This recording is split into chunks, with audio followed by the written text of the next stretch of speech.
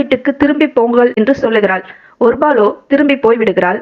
ரூத்தோ தன் மாமியை விடாமல் பற்றி கொண்டாள் என்று பார்த்தோம். ரூத்தின் மன உறுதியான பேச்சு நகோமியை மேற்கொண்டு பேச விடாமல் செய்து விடுகிறது.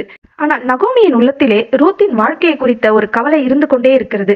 தனக்கு பின்பு தன்னுடைய மருமகளுக்கு யாரும் ஆதரவு இல்லையே, அந்நிய தேசத்திலே அவள் தனிமையாய் விடப்படுவாளே, அவளுக்கென்று எந்த பாதுகாப்பும் இருக்காதே என்றெல்லாம் எண்ணுகிறாள். அவள் தன் மருமகளுக்கு ஏதோ ஒரு வாழ்க்கை துணை ஏற்படுத்தினால் போதும் என்று நினைக்கவில்லை. அவளுடைய வாழ்க்கையில் எல்லா ஆசீர்வாதங்களோடும் எல்லா வளமோடும் சுகமாய் வாழ வேண்டும் என்று விரும்புகிறாள். நகோமி ஏன் அப்படி நினைக்கிறாள்? ஏனென்றால் ரூத்தின் கஷ்டங்களையும் போராட்டங்களையும் இவள் கூடவே இருந்து பார்க்கிறாள். அதனால்தான் அவள் இனி தன் வாழ்க்கையில் கஷ்டப்படாமல் சௌக்கியமாய் வாழ வேண்டும் என்று விரும்புகிறாள். எனக்காக தன் தகப்பனையும் தன் தாயையும் விட்டு வந்து என்னோடு கூட பாடுகளை அனுபவிக்கிறாள். இவள் இப்படியே கஷ்டப்படுவதை நான் விரும்பவில்லை. அவளை நன்றாக வாழ வைக்க வேண்டும். அப்படி